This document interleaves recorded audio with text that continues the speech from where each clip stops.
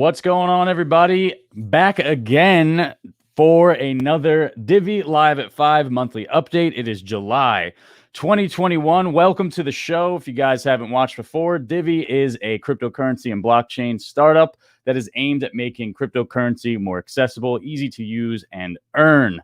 We launched our desktop wallet and one-click masternodes alongside our blockchain back in 2018, and still to this day, it's one of the easiest ways to earn cryptocurrency at the click of a button. So let's jump right in. First of all, a little bit of housekeeping. We are live tweeting the show. If you'd like to participate in the live tweets, just hit that hashtag live at 5, and you can see and participate in that discussion. We will be doing an AMA at the end of this discussion today. But we will be taking the first questions from our feedback form, which is on Google, which is pinned in our Telegram and a couple of other places. If we have additional time, we will then get into the other questions that are in the chat box. All right, so without further ado, let's get into the crypto market update.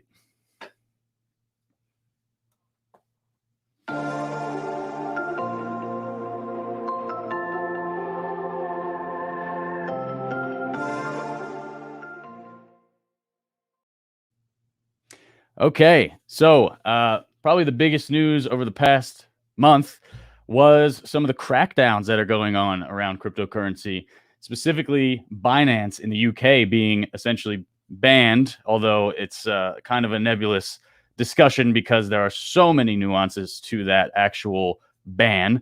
But before we get too deep into that, I want to talk about why this is actually really important. First of all, regulation against crypto doesn't have to be a bad thing, right? For a long time, a lot of people have been calling for more clarity around the regulatory landscape, including myself. This helps businesses operate in a more structured way and not worry about the fact that maybe tomorrow the things that we're doing today are no longer legal. We need that legal clarity. And actually, this Binance event and some of the events that are happening around the world, especially here in the US, as we've seen like with BlockFi in New Jersey, Texas, and one other state that's slipping my mind, where they are actually being sued by the state governments.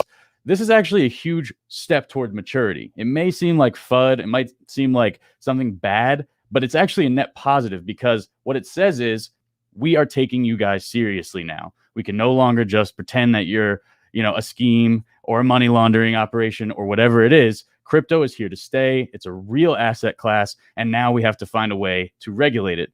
The final thing that actually just happened before this video, I think it was yesterday, the day before, new legislation came out, and within that legislation, there was actually some crypto legislation, some taxation rules sort of rolled up into it. Very silent little way of adding additional regulation to crypto. Again, it's a step in the right direction. Now, going back to Binance, this actually worked out really well for Divi, believe it or not.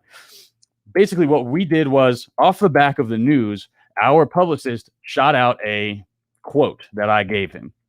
Little, like, it's not quite a press release, but just a quote, some thoughts on the situation that I had. With that, BBC, the actual BBC, picked us up. And it was kind of a funny story. So I was on the beach, actually. I live in California. I was on the beach at summertime. I get a call from Alex, who's our PR agent. And he says, can you be on the phone with BBC in like an hour? And I was like, oh, I guess so. So I rush, get myself in my car. I was too far away from my house to actually go home. So I took this whole call in the car. The woman was very, very straightforward with her questioning. She did not give me a break whatsoever. It took me actually a little while to even gain her trust and credibility in her eyes before she actually would agree to give me the real interview and then ultimately publish that interview. From that, we got a bunch of additional pickups in Express, which is a big UK publication, Yahoo Finance, Cheddar TV I got to go on, eventually got to be on Great Day San Antonio. But you know what? It's easier if I just show you. All right, Nick Saponaro, co-founder and CIO at Divi. Nick Saponaro from the Divi project. He joins us this morning with all the answers.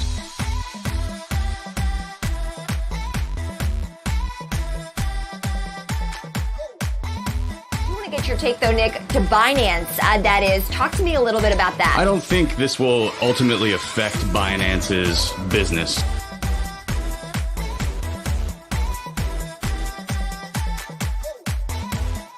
does it work? Cryptocurrency is really a digital form of transacting. It sounds like they're making it super convenient as well, which is something everybody wants. Convenience, fast, and easy.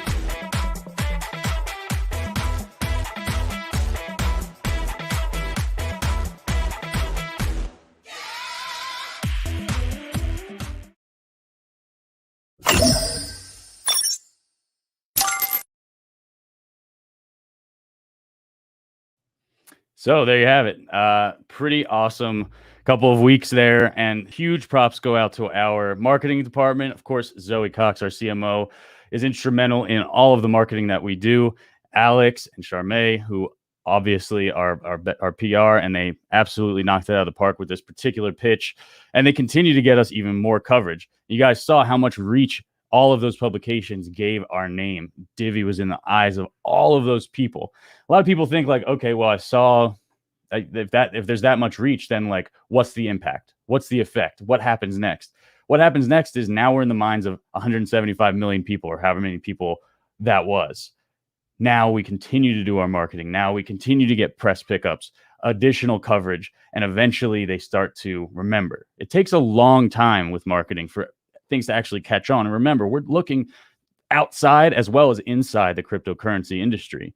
The cryptocurrency industry is very aware of what we're doing and why it's important and valuable. The people outside the space, they may just be getting their first taste of cryptocurrency. They may only barely know about what Bitcoin is. So it's important that we're in their minds early, because we are still so early. So that was really fun. I'm glad that has all happened, but we need to move on with the show. So let's get into the numbers.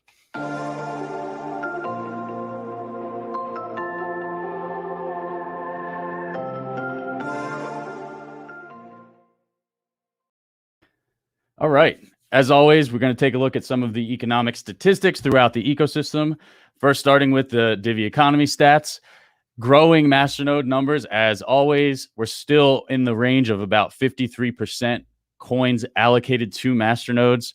It's looking really good. I mean, this is a very, very strong network. Everyone seems to be holding on, upgrading their nodes. Actually, it looks like we had a new diamond come online as well.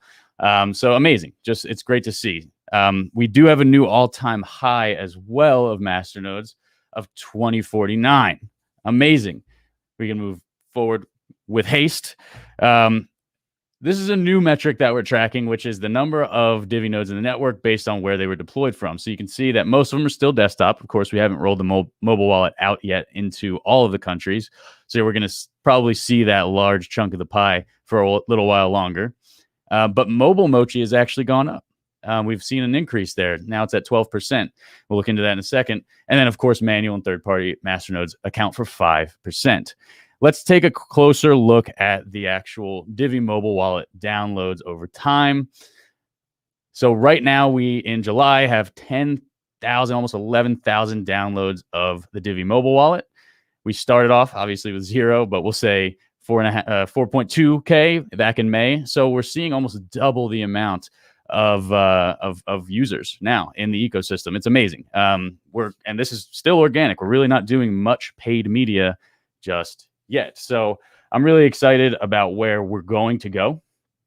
The future of Divi looks really, really bright. And with that in mind, we do have something that we wanted to get into as far as the future of Divi.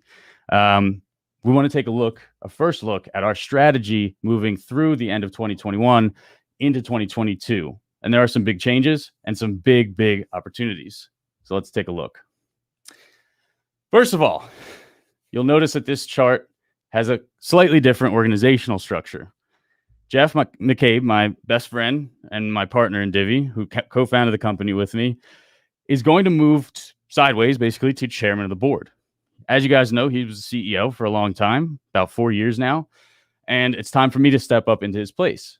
He's still here. He's still directing a lot of the vision behind Divi and a lot of the partnerships and connections and things like that. And he's out there on the ground talking Divi every single day.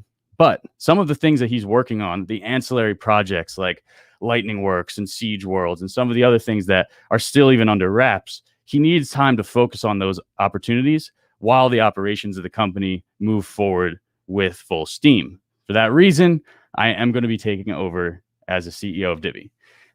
So I hope that doesn't come as too much of a shock to anybody. This is really just this is a great thing. This is something that has probably something that needs to have happened for a while, because really, I think I saw CZ talk about it today. You know, CEOs, just like presidents, they come in, they implement a strategy, and then at some point, it's time for somebody else to take the reins. And that's just where we are in Divi Labs' life cycle right now. And I'm really excited. The team is all 100% behind this. The board of directors of Divi Labs, of course. There's no CEO of Divi, the blockchain, but this is all relating to Divi Labs. They're all behind it. Everybody's really excited. And we're really excited to show you what's coming in the future, some of my and Jeff's vision as it pertains to the future of Divi Labs and blockchain. Before we go too deep, let's look at where we were and where we are now. Back in 2017, you guys know we ran our token sale. We established the project.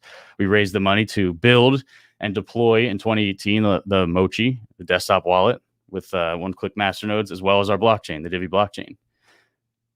Ultimately, in 2019, we realized that, okay, we've built a really strong network. Let's move forward and continue to build this consolidated value chain product that does make all of crypto easy to access and use. And that's why we acquired Redivi, the fintech operation that we own in Costa Rica that allows us to perform a lot of the fiat functionality worldwide. Then in 2020, we hired our whole C-suite team. And with that, we were able to roll out an entirely updated branding, a new website. We added a big exchange, which was at the time called BitMax. It's called Ascendex now. Of course, we did a ton of other stuff in 2020 as well, but those are the highlights. And now we're in 2021. We're halfway through 2021. And here's what's coming next. So far, this has been honestly our biggest year yet. We launched the mobile wallet. We already have over 2,000 masternodes in the active ecosystem, 2,200 daily actives in the wallet. And as you guys know, we have about 10,000 downloads of that wallet, almost 11,000. We hired our senior product manager, Chris Irola. He's doing an amazing job already. He's working hand in hand with Ori and the team. We launched our wallet, of course, I already said. The mobile masternodes are out. Staking vaults are in the hands of beta testers as we speak, and they're loving it. It's going to come out next month. And then some new partnerships were established. It's been a great year so far, but that's not all. We also developed a completely new division of Divi Labs called the Emerging Solutions Division. We brought on Josh Caleb. He's become a close friend of mine already. We've been on a couple trips together, and he's doing some amazing things for Divi already behind the scenes. But most probably pertinent is the DeFi solution. He's created an entire DeFi strategy for us, and we are already beginning to execute on it. We're going to talk about that a little bit later. And finally, we're signing on a new client to actually bring new technologies to market. So moving forward into 2021, the rest of 2021 into 2022, some of the stuff Josh is working on, right? Point of sale and merchants. He's already speaking to companies. One company that seems very promising for bringing Divi to an actual point of sale in the physical world, of course, online as well. As you guys know, we're already on coin payments, but we want to expand that and have a more, bespoke relationship with, a point of sale merchant integration business. And that's what he's working on. We're going to have the fiat on ramp, crypto swapping. That's all coming. One of the things I want to look at, especially, is licensing our technology. We have patents on some of our technology, and some of it is incredibly unique, like staking vaults, the remote broadcast masternodes, and even our wallet are really unique IP. And we've already had a lot of interest in that IP in terms of licensing. We really want to move forward with a real business case for Divi, especially when it comes to the technology. So we're going to be looking at a lot of that, and we already have a lot of interest, like I said. The eDivi bridge, which is our DeFi solution. We're in basically a research phase right now with that, and we'll probably be talking about that a little bit later, so I won't dive too deeply. But as you guys know, the eDivi bridge allows us to get over to Ethereum, BSC, all the other chains, and starts to make Divi interoperable. It's kind of like a preview for some of the other stuff that's to come. We're going to be breaking into the European and Latin American markets. that's really on the horizon. We're just waiting for some basic privacy legal stuff from our lawyers before we can roll out into next one's going to be UK and EU. Of course, we'll be then looking at new coins, new platforms. I really want to focus on the value of platforms. We'll talk about that in a minute. And then more institutional investors and partnerships. Focus on more there because it truly is not going to be the first institutional investor or partnership. And we'll talk again more about that after a little bit. So let's take a look at the roadmap. This is what I'm calling, as you guys know, we had Divi 2.0. That was the mobile wallet and some of the stuff that we've already rolled out. That was Mochi 2.0, staking vaults, all the things that have released, as well as the mobile wallet. Obviously, we're still toward the end of the year here. So in the next 2 quarters, you'll see 100% of the features that we've been talking about in the wallet, the fiat on-ramp and the swapping and the things that I just mentioned. And then in Q4, we're going to start looking at some of the coin communities that we want to target. Some of them have already approached us and want to integrate with the mobile wallet or with some feature in our blockchain, what have you. So we'll move forward with those probably first, and then we'll start looking at some of the further reaches, so to speak. Also in Q4, we're going to deliver that ERC20 bridge. As I said, we already have a research team that's been working on this for about 6 weeks now. We're at the point now where next week we're going to have a final meeting, look at the implementation options, and move forward. And we'll have a lot more information about the ERC20 bridge soon. It's really, really cool, very, very unique, and of course makes DeFi a little bit easier, which it desperately, desperately needs. Okay, and then moving into 2022, these are in phases for a reason, because if you look further than 2 quarters out, it's really hard to predict, exactly when things might take place. So we're doing it in phases. We basically have a 3-phase plan for 2022. Obviously, wallet adoption is at the top of the heap. We want as many people using the wallet and the features within as humanly possible. We'll be bringing on those new coin communities, and they will be bringing us revenue as a result. We'll have a lot more people using the wallet. That means also a lot more people's eyes on Divi. And that's kind of our Trojan horse strategy for getting new users who may not have heard of Divi before into our wallet. A lot of coins need a wallet and won't develop one because it's a very expensive process. So that's why a lot of these coins have come to us and said, wow, your technology is really simple and easy to use. We want to be in that one. Leveraging Divi in the wallet. So the actual coin to subsidize the fees. We've talked about this in the past. It's time to actually do this.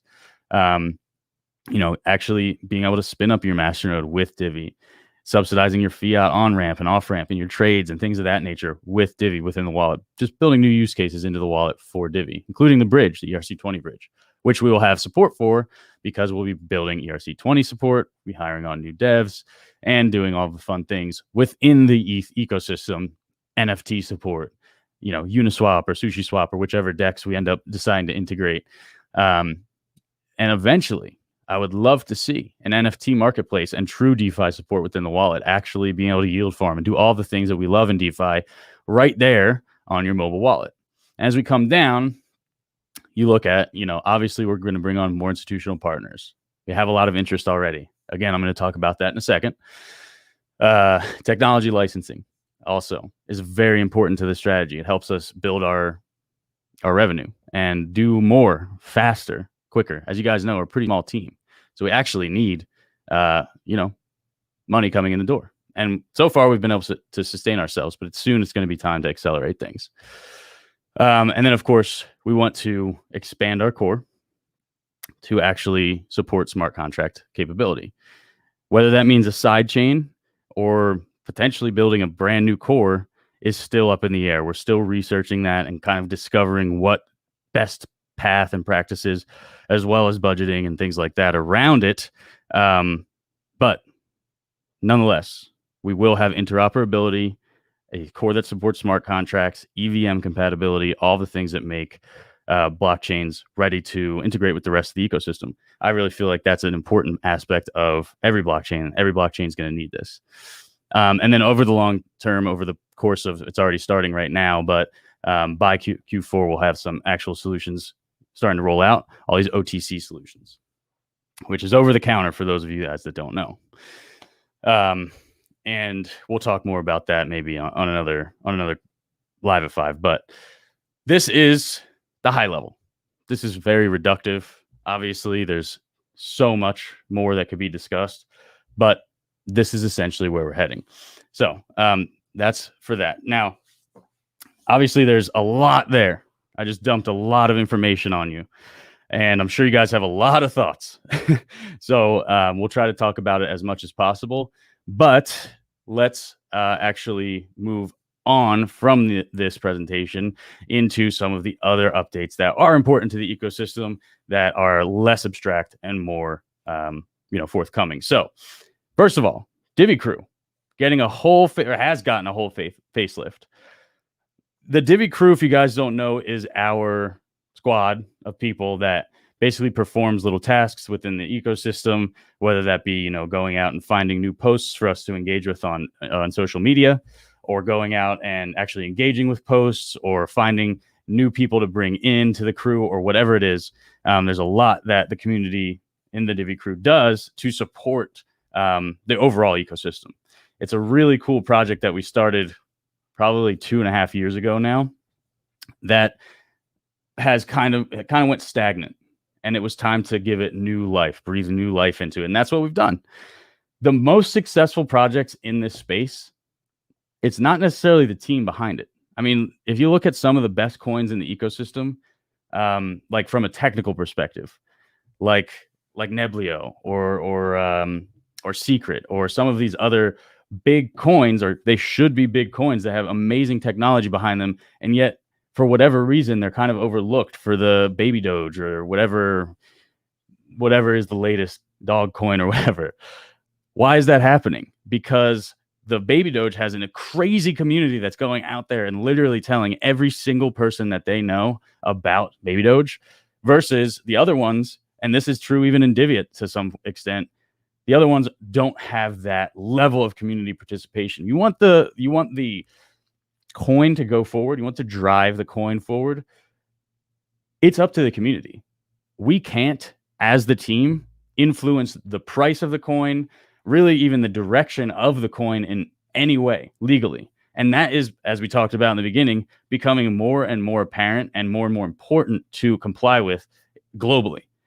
So, and obviously we're doing everything we can to bring value to the company and to the blockchain and to the people that participate in our ecosystem. We'll continue to do that. I work 16 hours a day doing just that. But when it comes to the actual coin, it's your coin. It has to be your coin. You have to get out there and do something. Now, you don't have to participate in Divi Crew, although I definitely would, because the new tech platform that they're rolling out is absolutely spectacular. It's tremendous. You're going to want to see it. There's a bunch of new community initiatives. There's a bunch of new ways to earn additional Divi with the Divi Crew. But if you don't want to do that, if you don't want to be on the Divi Crew, then you can go talk to a friend about Divi. Go tweet about Divi. Go do something to help your own coin grow. So yeah, definitely look out for more information about the Divi Crew. If you have questions about how to get on the Divi Crew, reach out to us in Telegram. Just say, hey, I want to join. We actually haven't been onboarding people to the Divi Crew for the past 3 or 4 months while we were rolling this new technology out. So we expect to see an explosion in new interest, and I'm really excited about it. So I think that's everything for the actual updates, Divi updates. So we can jump into some of the projects and ventures.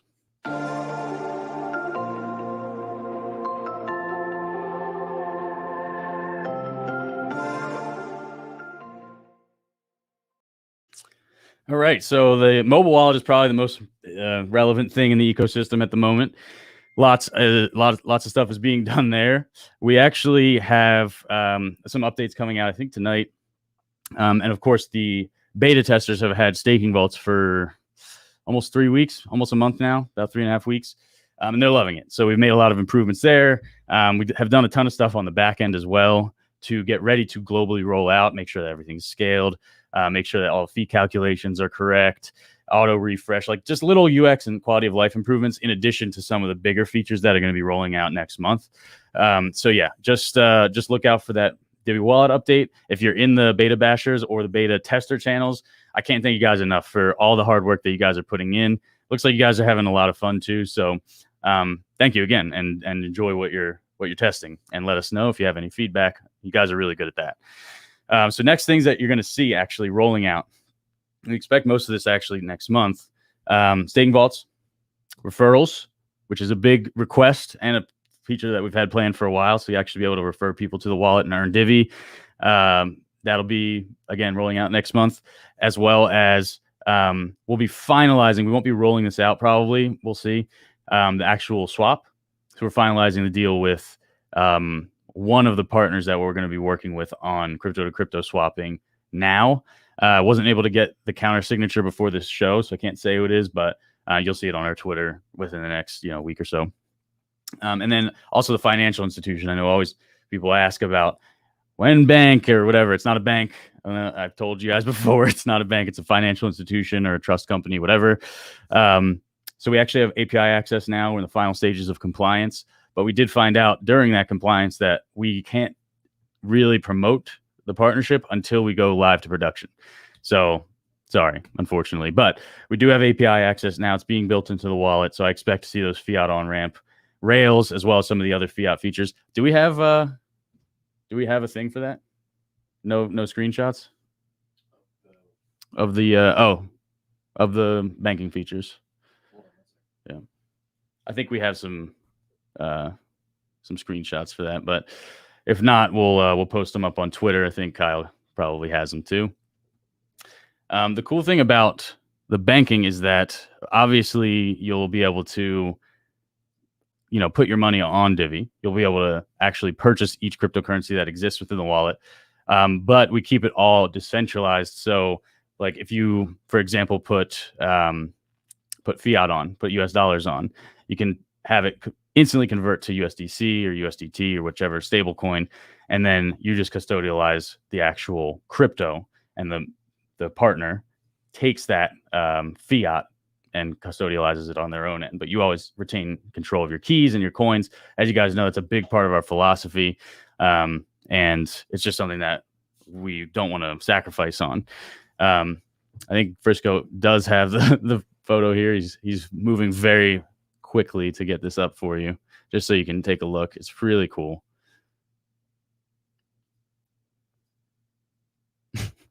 There it is. All right. So what you're going to see here is just a simple bank transfer, adding a card, topping up with your credit card, and of course the actual crypto to crypto exchange.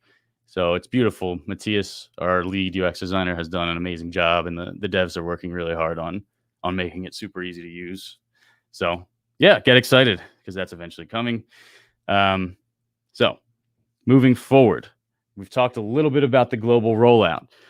Slowly but surely getting there. It's really important that we take basically a pragmatic approach to this, because as you're seeing, the organizations that don't end up with a lot of legal problems. So we're taking this approach where we're doing all the legal stuff up front, making sure all the privacy policies are in line, straightened and narrowed, especially in the UK and EU, especially in Germany. I've recently learned is very, very strict about their privacy laws. It's critical that we get this right the first time, because a lot of these countries still don't view crypto in a positive light.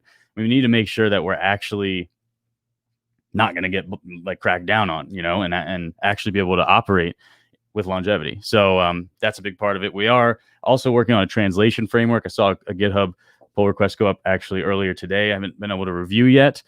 So a whole translation framework. First translation is going to be Spanish, because as you guys know, we're looking at doing some stuff in Latin America, specifically El Salvador.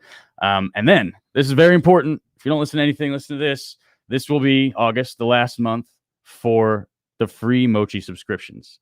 So the subscriptions are ready, but we're going to give everyone one more month to just enjoy the Mochi and set up their nodes for free. In September, they will cost the hosting fee that they normally do. So look out for more information on that, but just put it on your radar now. Alrighty, desktop wallet. So that was a mobile wallet. Desktop wallet, multi-sig is coming. This is a super important feature, and actually it's interesting because multi-sig has always been in the blockchain. We just never built a front-end interface for it. So now we're actually doing, it's a really, really beautiful interface and process that the team has worked on to make it, of course, easy to multi-sig. If you don't know what multi-sig is, it's multi-signature. It's basically a way to secure funds with counterparties that you may not even necessarily have to know personally. Basically, each person has a key that you sign with. Usually it requires, a certain number of signatures for a transaction to be sent. And so we're adding that. The reason that we added this is because the hedge fund that we're working with required it. Of course, it was in our backlog for a long time. It just hasn't really been something that was like super requested or anything by our community. Now it's been requested by a hedge fund. So we're working on it, but it'll have a multitude of benefits for, of course, the community, us, even at Divi and things like that. We've been using it through the CLI for so long. That'll be nice to actually have it in a front end interface now. And we do have images for that. I know he has them loaded, so we'll show you those. It's pretty simple. You basically create an account or accept an invitation to an account.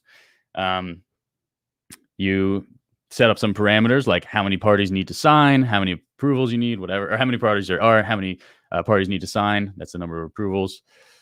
And then you have a multi-sig account. This one happened to be a 3 of 2, which doesn't make sense. It should be 2 of 3, but at any rate, still working on it, obviously. And then you can see, who invited you and when you actually last transacted. So it's pretty cool.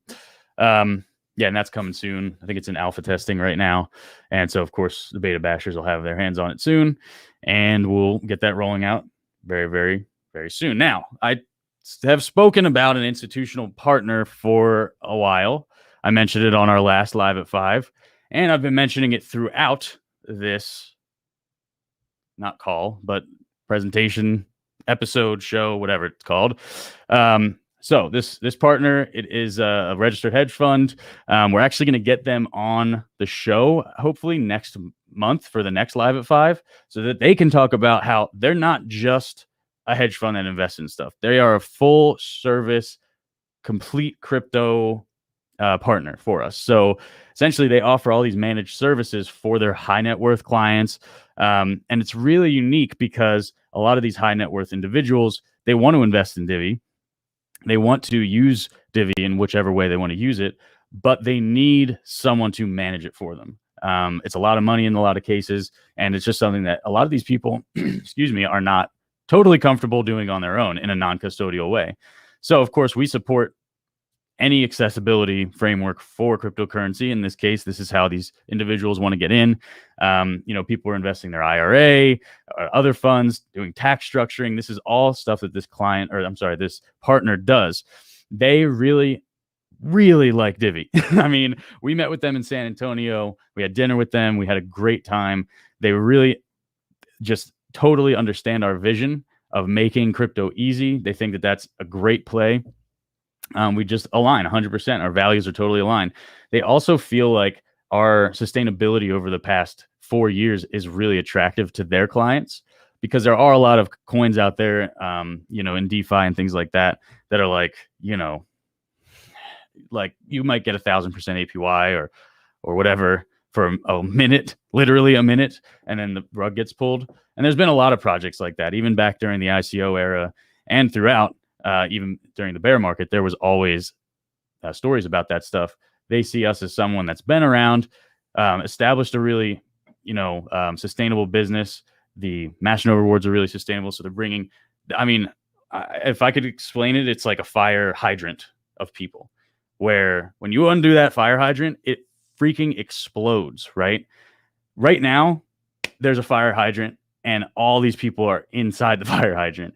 The thing that we need to do to turn the wrench and have it explode has to do with something that you saw on the roadmap, which is the OTC. So we are already in talks with 4 different OTC desks in order to facilitate what they need, what this hedge fund needs, and what other hedge funds will ultimately need. So once you get one in, it's really not that much harder to get another one and another one and another one, and these people will still come. Now, the main thing, though, a lot of people hear OTC and they're like, well, that's not going to hit the market, but it will. We have specifically worked with this particular firm to ensure that any OTC sales are actually sourced from the market. So anyway, next, moving on, KuCoin. some news there. We are extending our relationship with KuCoin. We are going to be starting staking on KuCoin next week through their Pool X platform. It's going to be capped at 10 million, they tell me. So we can only have up to 10 million Divi worth of, only up to 10 million Divi staking on that platform. Hopefully it sells out. That'll be really cool. They're going to offer, I think, a 25% rate of return, which is basically the same as actually staking. What I'm hoping to see is a lot of new eyes on Divi, people that maybe haven't heard of it, but use KuCoin, those types of things. So I'm really excited to see where that goes. They're going to be doing, of course, an announcement. Marketing, we'll be driving our own marketing. They're going to do stuff in their Telegram, socials. So you'll see it all over the place in next week. So that's all going forward. Really exciting. Stakehound, you guys know about Stakehound. If you aren't following the news very closely, Stakehound, basically something happened with them. We can't really comment on it publicly, but all the information is public, so you can find it. We will not be continuing our partnership with Stakehound. We ask that anybody who is tweeting about Divi or talking about Divi does not talk about Stakehound in relationship with Divi. Nothing against those guys, but it just is a very tricky legal situation for them, and we don't want to derail that in any way. So anyway, we're going to be pursuing our own solution, as I mentioned last time on the Live at 5 last month, and I talked a little bit about it earlier on. The solution's beautiful. It's fully decentralized. It makes no sacrifices in terms of decentralization or user experience. And we really feel like it's a step toward what needs to happen next for Divi. Divi's technology has been very well refined. We've spent a long time refactoring the code base and making the code cleaner and more modular and more easy to use and accessible for developers and things like that. So now it's time to use that modularity and begin to work on interoperability.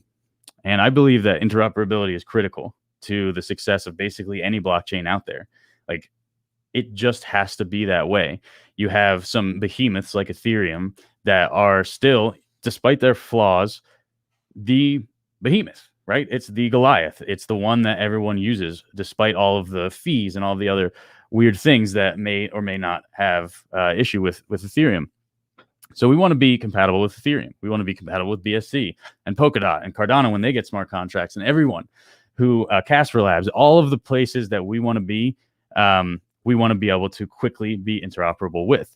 So we've been investigating this. We've been diving deep into discovery and research, and we're ready to begin development. The first thing that's going to happen is the ERC20 bridge, the DeFi bridge, which will ultimately give us access through an ERC20 token to Ethereum first, and then we'll look at BSC and the others.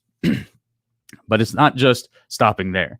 That's just a way for us to quickly get to market with DeFi, with NFTs, or whatever else is going on the other side of the coin, so to speak.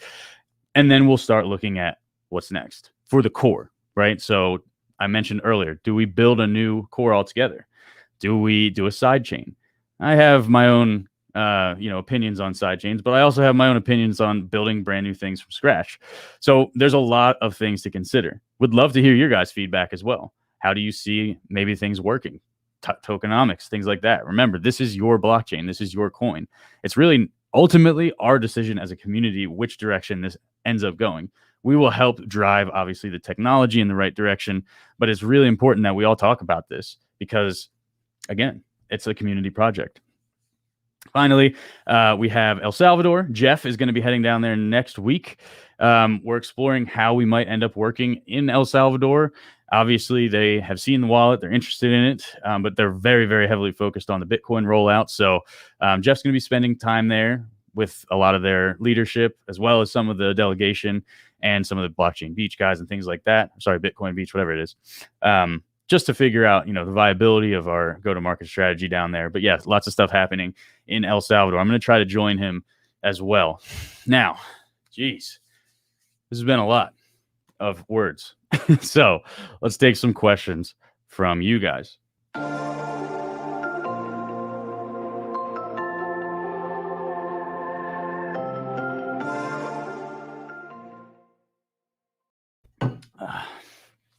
All right. So I mentioned in the early part of this episode that we have a form online.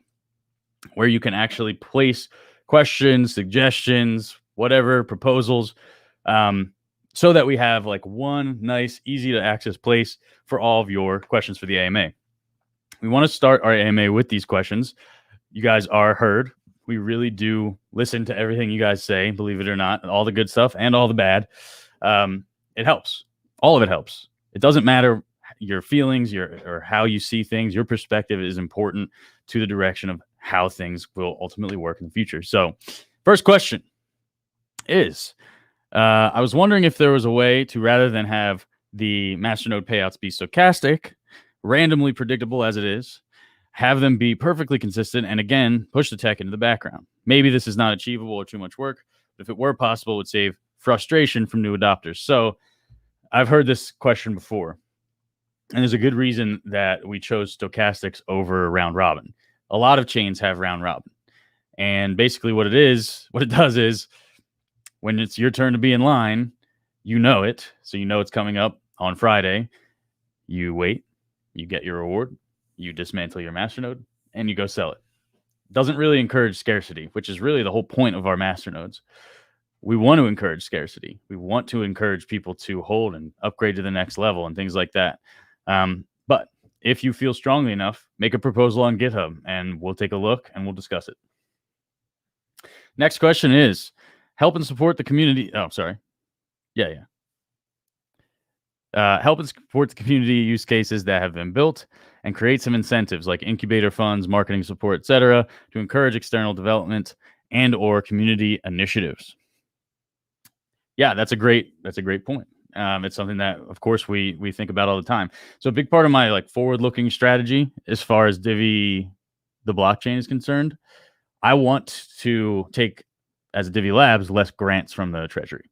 I want to rely more on our profitability and sustainability of our business cases so that the treasury can be freed up for things like external development, grants to other people that want to build stuff, additional use cases, external stuff, ancillary stuff. We've talked about doing an incubator fund in the past, like Divi Ventures. How do we execute on those things, as well as marketing? So of course we have the Divi crew, right? And we could offer even better rewards to the Divi crew and things like that. So yeah, it's a great point. Great question. And I think we're going to probably dig more into that over the next few months as we start to, ramp up some of our content creation. So keep your eye out. Thanks for the question. All right. So this question says, worldwide expansion with no languages limit. I think that the project should be expanded to all people and places in the world, regardless of the language barrier. That is why I propose that the platform be easy to understand for everyone, whether Latino or I'll just say Asian and more. This project has so much potential. Well, thank you for saying that. But this is already underway, right? So we've tried to make it as understandable from a UX perspective as possible. You can only go so far with that, right? Everyone's got a different way of looking at things, different perspective. So we're already working on a whole translation framework. It's already basically ready to go. It's very simple, actually, from a technical perspective. Then it's just about actually getting those words into the framework. So right now we're working on Spanish, but it's not just about the language as far as rolling out to other countries. There are privacy laws and local regulations, and we have to talk to lawyers. Even in the smaller countries, this is very important because let me tell you this, like, let's say you spend 10K or 15K on a legal analysis of a new market that you want to roll out into. Sounds like a lot of money. It is a lot of money. It kills me to hear it, but it's a lot less than all of the PR that you have to run when you get banned or attacked by their government, all of the legal funds that you have to expend to defend yourself in whether it's court or lawsuit or whatever it is. Trust me, taking a pragmatic approach to compliance is the way that we will succeed as a company from a wallet perspective. And ultimately that trickles down into the blockchain, the coin holders. Trust me, you just don't want to be in trouble with the law when it comes to finances. And so far, every time we've made this kind of decision, we've been thanked for it. And I know it sucks. It feels like it's forever, but ultimately it is the right choice. All right, next question. Community expansion. The more people speak and make informative, creative videos like TikTok, audios, forums, and short and long content articles, the more action there will be, or maybe adoption. This is a typo. So yeah, this is actually the main reason that we're refreshing the Divi crew, right? We're not just creating rolling out new technology that makes it easier and more fun and more gamified, but also offering fresh ways to earn, new initiatives, higher value earnings opportunities and things like that. It's really, really important that the community gets involved. Of course, we can incentivize with the Divi crew, but the biggest incentive is to get more people into something that you believe in. Again, that's how the biggest coins have come to be. And it's not just Doge, right? It's Litecoin. It's even Ripple is a great example. Has a huge community. Whether you agree with them or not, they're out there every single day in droves, getting new people interested, or at least just having discussions about their projects. So yeah, I agree. Make some videos, do some TikToks, show people how to set up a masternode in 1 minute or however long TikTok videos are. Do stuff. It's all yours. All right, next question is masternodes and staking get more rewards. This is a suggestion. He suggests that masternode and staking get more rewards if they lock their coins for a certain period, similar to Curve. I think this will bring value by allowing masternodes and staking on the network to be stabilized, by offering more value to people leaving their masternodes and coins staked on the network for a longer time. That's interesting because this is like the opposite almost of the first question. This creates even more scarcity. So I'll give you my opinion, and then I'll tell you my suggestion. In my opinion, we have a lot of scarcity in our network, and I think the situation that we have set up is pretty solid. We have talked about like a long-term vault in the past. I think it might even be in our old white paper somewhere, where you could set it up as a college fund or things like that for your kids. So it's not a bad idea. It's a cool idea, something that we've probably thought about. But I don't know if it improves the current scarcity situation in a substantial way. I might be wrong. I'm wrong all the time. So if you really feel strongly, jump on GitHub. This is my suggestion. Make the proposal, and we will read it, and maybe even we can have a call and talk about it more. Do we have time? Okay, we got a little bit longer. So I'll do a couple more questions. So the next question is, the other day, I thought that I had lost my mobile phone, and I thought that they, being Divi, could easily access my wallet for security numbers. Seems little to me. Some offer, for example, thanks. So basically, to reframe this question, I think, as I understand it, is this person thought that we could recover their seed phrase or their PIN code. We can't. It's non-custodial. It's fully decentralized. That's part of our philosophy at Divi. That said, we do have what we are calling right now as a working title, Easy Login, which is essentially a decentralized way for you to recover your seed phrase if you forget it, lose it, don't have access to it for whatever reason. It's basically just a bunch of technological and encryption structures that you have to pass through in order to, recover your wallet. It's really complex though, and we've actually been researching it for like 4 or 5 months, but I think we're getting closer. So keep an eye out for that. Okay. I open 1-inch desktop. I click connect wallet, and I have 3 networks to choose from: Ethereum, Binance, and Polygon, which I think is Matic. Can Divi fit here as one of the networks to connect to? Then can I just trade DeFi with Divi in 1 click? And also, if possible, make gas fees less than or more competitive with the 3 current options. That's a great idea. That's a great idea. There's a lot behind that. But what I will say is this definitely is aligned with our strategy of Divi everywhere. We want to be in every possible wallet. What'll make this even easier is when we do actually have those interoperability features built in, when we have the ERC20 bridge even, and ultimately when we have the EVM compatibility and smart contracts and things like that. So definitely great suggestion. Definitely going to take some time to get resources around that, but really, really awesome. All right. I have a couple more. So, this is a great question. It's not really a question. It's more of a statement, but accelerate the 2.0 wallets and staking feature. The time to market doesn't seem in line with the crypto world. We need faster rollout and optimized cycle time. Yes. Very true. No. I'm playing fun, but it is true. We have a small team and a very complicated product. Staking vaults isn't just staking, right? It's not just implementing the staking that you're used to. It actually is a decentralized, fully non-custodial staking vault that you can run from your phone. It's never been done before, not in a non-custodial way. So that is very difficult to deliver on a specific timeline. Trust me, we are working as fast as we can. Now, with our new product manager, Chris, in tandem with Ori, who's our project manager, we are becoming more efficient. Our sprints are becoming more efficient and more predictable. And we're looking to onboard more devs in the year ahead. And I hope that I can get us there. It's just certain things take time. This is like legit an invention. Staking vaults, Mochi 2.0 was an invention. The next phases are pretty straightforward. The on-ramp, we're already working with the API, the swaps, those types of things are quick. We already have, most of it mapped out. So things will move a little bit faster. There's also this, our perspective is really screwed up in crypto. It's screwed up because we make insane gains way too fast.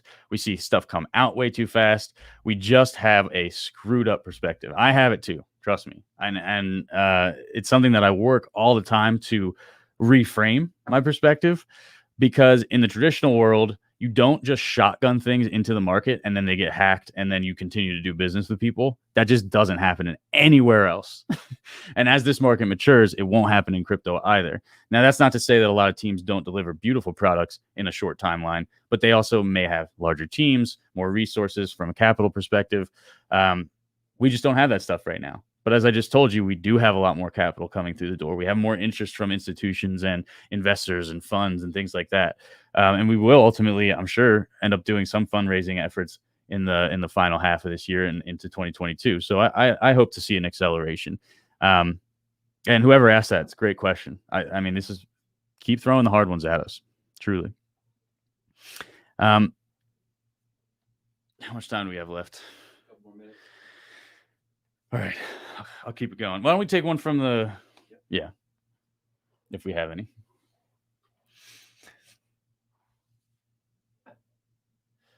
Okay, great question. How far done, is the bridge right now? He asked the voice, but I'll answer. So as I mentioned earlier, if you haven't seen the beginning of the video, if you're watching this live, it's at the final stages of its research phase. So we spent about 6 weeks actually working with a team to research the best way to implement this so that it's not only easy, but it doesn't sacrifice decentralization either. So that when you bridge across or back, you can, of course, access the Ethereum stuff, but also continue to earn staking rewards from Divi through the bridge without custodializing your funds. Because some other projects have tried to do it that way and it didn't work out for them. So we don't want that to happen to our community. We want our community to be secure and safe as they always are. And, that just takes a little bit longer. But ultimately, I think it's going to be amazing. And Josh is spearheading this effort. So maybe we'll have him on, next month or throughout the month to talk more about the bridge. Okay, so the question is from Jim. What's up, Jim? Is multi-sig the same as split wallet? And if not, is the ability to split wallets going to be available? I think what you're asking about splitting the wallet is like having different accounts within the wallet. Yes, that will be a feature. But multi-sig is different. Multi-sig actually allows you to have the same wallet with someone else. So you could hold, 10 million Divi if you want with another person whose name you don't even know. But as long as you both have your individual private keys, the funds are secure. It's a pretty old feature, actually. Most blockchains have these, including ours. So we're just implementing it on the front end. The question is, did Jeff leave entirely? No, not at all. So he's the chairman of the board. He's still directly involved with the project. I talk to him literally on a daily basis throughout the entire day. He's in Dubai right now, so our time zones are a little mixed. I wanted to have him on this episode, but unfortunately, we just couldn't make it happen with the time zone. It's like 4 a.m. for him. So he'll come on and he'll talk about this transition. But no, he's not gone at all. He's he's one of my best friends, and I really still rely on him a lot to, direct me and advise me in a lot of ways, So, no, he's not going anywhere. Okay. You want to go back to these questions? All right. Man, this is a long one. So it's a suggestion about approaching airlines that were devastated by the pandemic to help them lower their overhead with operating through traditional banks. So, there's all the fees and stuff like that. Here's the idea. What industry is renowned for endless efforts to lower overheads, costs, and retain profits? Airlines and aviation as a whole. I've heard stories of where airlines even went as far as removing one olive from the standard salad they served with their customers, and it ended up saving the company loads of money over many flights during just 1 year of operations. I work in an airline environment, and if something can offer the company savings, the company will invest time and money to implement it. I've heard the same Divi forum of people approaching ice cream parlors who operate the Square point of sale system. I would like to know what Divi can do to help lower costs for an aviation industry that has been devastated by this pandemic and most likely will be the most receptive to saving money. Damn, that is well thought out. I like that there's some background knowledge. He works in the airline, or she works in the airline. Cool. So this is something that you could potentially bring to, obviously, your boss or the people that you work with. So one of the ways that we can help lower those costs, obviously, is with those merchant integrations that I was just talking about earlier that Josh is working on. I think this has a lot more discussion behind it, though. So maybe if you really have a great idea around this, build out a business case, bring it to us and present it. And let's see if we can make it happen. It's really cool. All right. I'll do one more because we have a bunch. This is awesome, by the way. Keep hitting that Google form. You guys have great ideas, great questions, and this is actually probably a better way for us to answer them so that it's all succinct and everything. Okay, so this last question is: Wikipedia is an important place for online reference. It's the place where many people look when they first hear about something. And right now, there's almost nothing in Wikipedia under the word Divi yet. It's our chance to shine and show the world that we exist. It's basically free marketing. I think this may help Divi Project get a better position in the web search engines. Yeah. So, thanks to a community member, Gandalf Skywalker. Gandalf Skywalker. What an awesome name. This has actually been started, and we're working on building it out right now. So you should see something, as long as it gets all approved and everything. It should actually be out in the coming weeks or months, depending on how long it takes. So thank you, Gandalf. That's a great example of community initiative. He didn't get paid to do this. He just went out and did it. So that's literally all the time we have for this episode of the Divi Live at 5 monthly update. Really appreciate everyone who came out and watched. It looked like about 100 people were hanging out with us this Friday evening. That's amazing. I love seeing you guys live. But of course, if you're watching this after the live, if you have questions, you can jump into our Telegram, on Twitter, or whatever. It's all at Divi Project. Smash the like button, smash the subscribe button, all the things that YouTubers tell you to do. Do that stuff. And I will see you guys next time.